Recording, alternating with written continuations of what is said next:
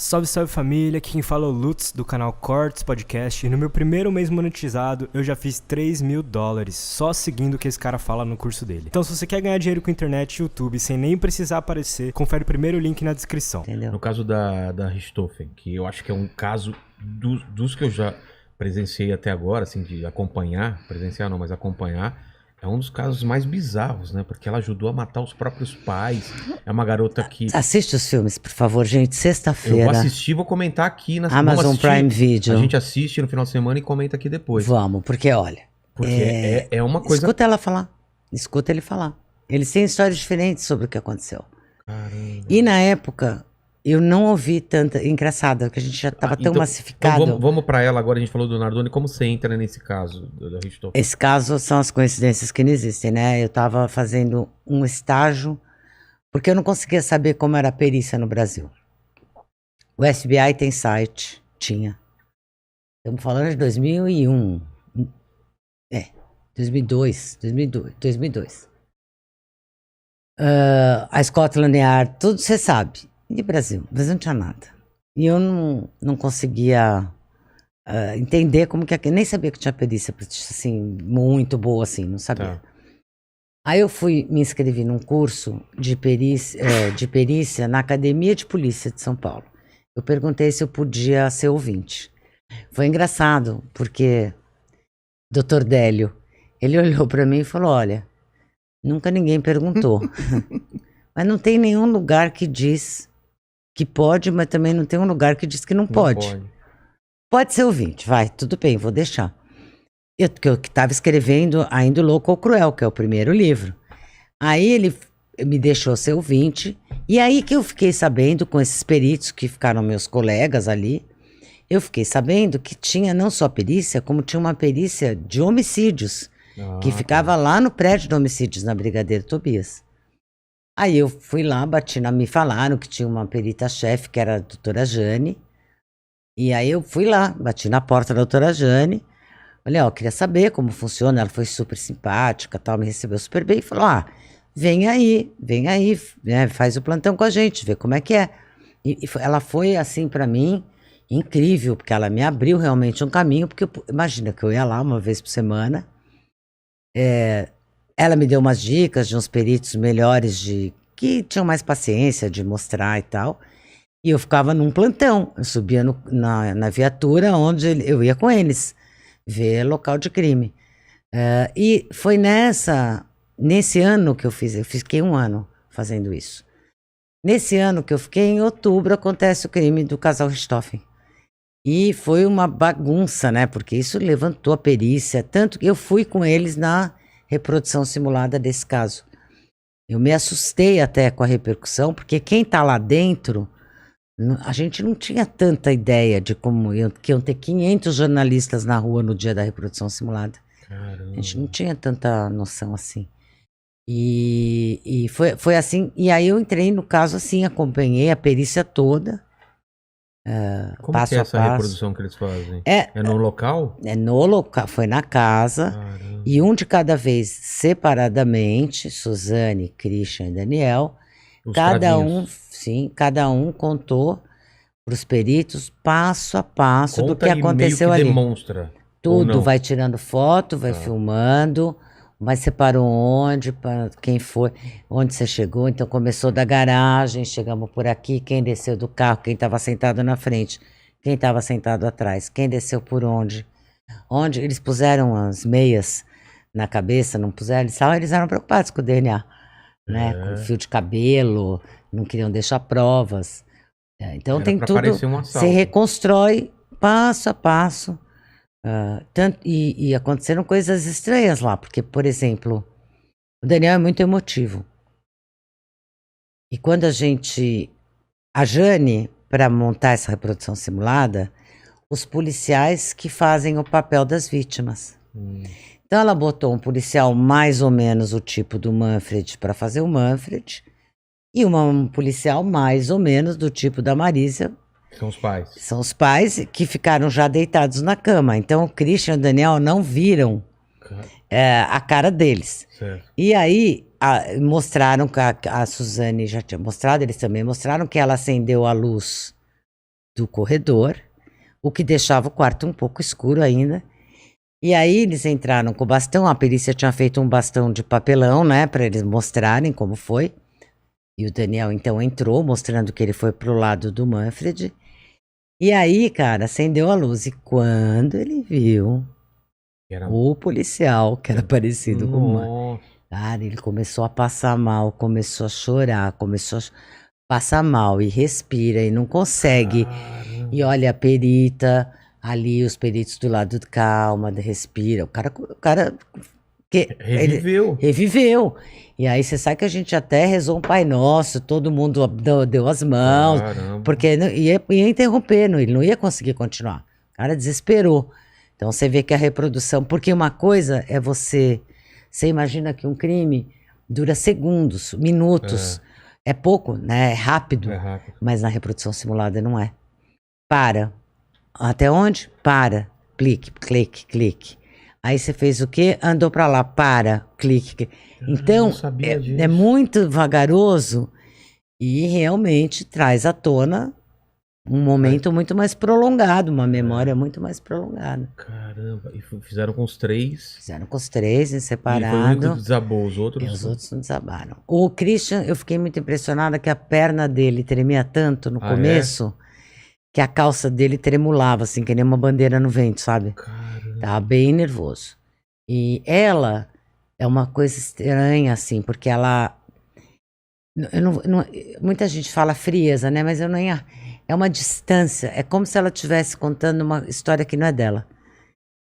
É muito longe, assim. A perita Jane pergunta para ela... Fala assim, me conta o que aconteceu naquele dia. E ela sempre quer tirar 10, né? Ela é a melhor aluna do planeta. Aí ela pergunta assim, mas quer que eu comece da onde contar? Daquele dia de manhã? Pode começar daí, então, do dia de manhã. E aí é uma voz monocorde, assim, aquele dia de manhã eu acordei, tomei café com a minha mãe, meu pai, com meu irmão, aí fomos pra escola. Assim, e é como se não fosse... Gente, já tá contando o dia que os pais morreram, assassinados. Estraçalhados. Parece que ela tá contando um filme. E ela tá contando uma. Como, entendeu? Às vezes até um filme você conta mais envolvida. Mas um filme que ela nem gostou. Que você leu uma resenha. Sabe, exatamente. Assim? Eu vi que é um filme que fala de um casal. Então, eu não acho que é uma questão de ser fria. Entendeu? Por exemplo, ela estudou o processo para o júri. Olha, eu que não tenho nada a ver com isso. Você que não tem nada a ver com isso. Se você vê as fotos que tem no processo já é difícil, eu não posso imaginar se eu tivesse que ver essas fotos se fosse meu pai e minha mãe. Entendeu? Então, ela tem uma... É como se... É um split, na psicanálise fala bem. É uma distância, assim. Não é com ela, é outra, é outro. É o outro. Muito louco.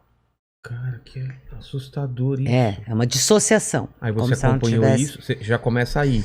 Aí, então, eu já tava lá desde o começo. E a imprensa toda lá fora. Toda lá fora, uma loucura. 500 caras, chovia, helicóptero. E eu morri de medo, porque eu fui a única... Foi mesmo? Que bairro? Campo Belo. Campo Belo. Tá. Eu era a única civil acompanhando esse trabalho. O resto era tudo polícia. E na noite anterior... Um jornalista, que eu nunca vou falar o nome, me ligou, me ofereceu, tentando entrar numa questão de me oferecer uma grana para eu entrar com uma câmera. Eu nem deixei ele, falei, não vai dar, não vai rolar, mas eu fiquei muito assustada, até com isso. Claro. Gente, mas onde que eu tô, né? O nível que tá... Não, e aí eu cheguei de manhã na reprodução simulada, a delegada bravíssima, e eu falei assim, doutora Cíntia Tucunduva, ela é brava, magrinha, brava. E ela olhou pra ele e falou, você é quem? Falei, porque eu tinha uma autorização de uma juíza, tá? Pra estar lá. Não sou Suzane. Não, mas eu tinha uma autorização, eu não fui lá de bico. Sim. Porque quando a gente viu que ia ter a reprodução, a Jane mesmo, meus peritos me falaram, vai na juíza corregedora, conta pra ela que você tá fazendo estágio aqui, e ela me deu uma baita autorização bacana para fins literários. Tá. Porque eu não sou jornalista. Você não poderia publicar. Imagina, não era, mas eu nem queria. Eu queria escrever esse livro, que no fim eu escrevi mesmo. E mandei pra juíza que me deu autorização. Então eu mostrei, eu tremia, né, minha autorização. Daí eu falei, doutora, eu queria falar com a senhora. Eu tive um telefonema ontem e eu, assim, eu tô com medo, porque se alguém filmar alguma coisa, eu quero que a senhora me revista, Pra saber que não que não fui eu. É. Cara, essa mulher, o quê? Chamou um perito, falou, pode revistar todos os homens e mulheres para esse quarto. Levou todas as mulheres, todo mundo tirou a roupa. E aí os helicópteros da mídia, você imagina? E a gente, assim, tinha que arrumar um quarto que fechasse a janela É. de tantos helicópteros de todas as TVs. Uma doideira da imprensa, uma doideira. Mas eu tirei uma roupa com prazer ali. Estamos lá. Você Não, pensou bem, porque se vazasse, você era ia ser eu. a maior suspeita. A única civil lá. É. Então, aí não, ninguém tinha. Tudo bem, tudo ótimo. Seguimos. E você com o seu bloquinho de nota também. Eu com meu caderninho amarelo, ficou famoso. Você Era um desenhou, caderno amarelo, desenhava, tudo igual, como eu faço. Tá. É o meu jeito. 2 cores, 3 cores. Tem júri que eu escrevo defesa em azul, promotoria em amarelo, juiz em verde. Vou. Deve ter Caramba. aqui alguma página assim. E aí, daí, vocês fizeram a reprodução, e daí qual foi o próximo passo? Não, Que aí você depois acompanhou? da reprodução simulada, que eles Que já durou, eram tipo, confessos. Durou umas 4, 5 horas. Mas, nossa, a gente chegou lá de manhã, saiu já Caramba, era... só pra fazer o... Ai, porque é um de cada vez, faz tudo, né? É, e fala, E fala, e tem todo Caramba. um protocolo. Demora. Reprodução simulada demora. Por isso que eu te falo, o crime é rápido, reproduzir não tanto. E daí, bom, aí se iniciou todos esses laudos foram juntados, aí foi para a promotoria o caso, a polícia denunciou, indiciou, daí foi tudo para a promotoria, e eu comecei a acompanhar também com o promotor, Roberto Tardelli, meu amigão, também ficou meu amigo. Por 4 anos eu ia no Fórum da Barra Funda toda semana. Não tem jeito, sem trabalhar, não dá. Você sabe que no júri da Richthofen, teve uma psicóloga que tinha uma senha, né? Tinha fila pra entrar no júri e tal. E ela chegou lá, porque eu fiquei no plenário, o juiz me deu uma cadeira, aquelas cadeiras que dá pra você pôr o caderno pra tá. escrever. Tipo escola. E eu tava então no plenário. E daí no intervalo, essa mulher veio pôr o dedo na cara com o juiz. Eu quero saber qual é o pistolão que tem que ter pra estar aí também, porque eu tive que ficar na fila, pegar senha. E eu também tenho direito. Por que ela tá aí? Qual é o privilégio? Aí o juiz olhou para ela e falou, então, vamos combinar? Tem toda a razão. Quando a senhora quiser um caso, a senhora faz o seguinte, a senhora fica 4 anos vindo aqui toda semana. A senhora senta por 4 anos com o promotor, com o juiz, lê o processo. Convido a senhora a sentar aqui. Que isso? Fácil, né? Porque quem vê o livro pronto fala, nossa... Quer sentar na janelinha. Exatamente. Só que até ganhar confiança, não fazer nenhum estrago, acompanhar uma reprodução. Você acha que eu não tinha vontade de fazer minhas perguntas? Mas Não você pode, estraga né? Mas eu vou estragar um trabalho? Mas nem pode, né? Não pode. Não. O que é pode? Conheço um monte de gente que já burlou regras, né? E eu não ia fazer isso. Eu fui ganhando a confiança de onde eu passei. Então, E é como nos filmes? Vem o cara, faz a defesa, vem o outro de acusação, é é a bacana, mesma coisa? É bacana. E meu filho que faz júri quando eu vejo? Como é que quando engraçado. o cara fala alguma coisa que não pode, o cara fala... Fala, não é protesto. Protesto, tem isso aí? Eles interrompem, tem briga de promotor com advogado, quase rolam no Você chão. está induzindo a... Testemunha. Cara, eu adoro esses filmes de tribunal. Tem advogado, mesmo no júri do Gil, teve uma hora que os advogados de defesa falaram, você não vai mais responder, o promotor só está ofendendo. Nossa, teve uma briga ali, teve várias brigas acontecendo. Estou escrevendo esse livro. Sai Vou te contar o júri. É assim que eu acabar de escrever, como é difícil, cara. Eu tenho muita coisa, mas eu tô arduamente, porque em dezembro acabou processualmente o caso. E aí mas assim, os tempos estão difíceis, porque eu tô entregando a série, Bom Dia Verônica. A 2. A 2, a segunda temporada. Você já entregou ainda não? Já entreguei. Então, já estão filmando. Então, mas a série não é e eu faço produção executiva dessa série. Sério? Sério. Cara, que trabalho! Então não acabou. Todos os dias chega. Exatamente. Claro, exatamente. Vamos falar depois do Bom Dia Verônica, que eu tenho muita dúvida de como acontece uma série desde a da criação. showrunner, quem foi, tudo. Eu quero Tá saber bom. toda essa Beleza, parte que é vamos legal para lá. o pessoal interessar. Mas vamos fechar a Suzane von Richthofen. Vamos. Aí você tá lá no tribunal, acompanhando o júri e tudo mais. Você pode acompanhar o júri. Tem aquele que nem nos filmes, termina tudo, eles vão para uma sala. Sala secreta, não deliberar. fui. Como chama isso? Foi deliberar. Vamos voltar. Você não pode acompanhar Eu isso. não fui acompanhar. Mas poderia? Talvez se eu tivesse pedido, mas assim, eu acho que nós estamos na vida real. Não dá, tem coisa que não dá pra você pedir. Você tá interferindo, você tá atrapalhando, tá. cara. Lá você não seria Você só tem uma... que ter um respeito, porque assim, se eu tô lá, se eu faço uma coisa é o promotor, o defensor, o juiz. Outra coisa é a Ilana, fazendo cara lá, entendeu? Eu acho muito ruim você não saber, você não entender que o seu limite. Como às vezes eu reclamo de imprensas que não entendem os seus limites, jornalistas que não estão entendendo que aquilo é um caso real. Afeta a vida das pessoas. Por exemplo, aquele Thiago, esqueci o sobrenome dele, de Goiás, que atirou, andava de moto, atirando. Eu vi entrevistas de jornalistas com ele que deram cada ideia para ele. Gente, vocês estão na vida real. Você não pode, na tua pergunta, dar uma ideia de resposta para ele para o próximo. Por exemplo, você lembra? Por exemplo, sua mãe te batia muito? Oh, por favor. Isto não é uma, entendeu? Como assim? Induzindo. Entendeu? Induzindo, não, e não só dando ideia. Ai, porque olha, eu entendo. Você teve algum trauma? Alguém te abusou? Você acha que elas te irritaram de alguma... Sabe, você vai construindo uma narrativa para o cara que não devia ter nenhuma, entendeu? E você vai alimentando ali. Enfim, precisa tomar cuidado. No caso da Suzana... Suzane. Suzane. Desculpa, Suzana, não me mate. Não. Deus me livre.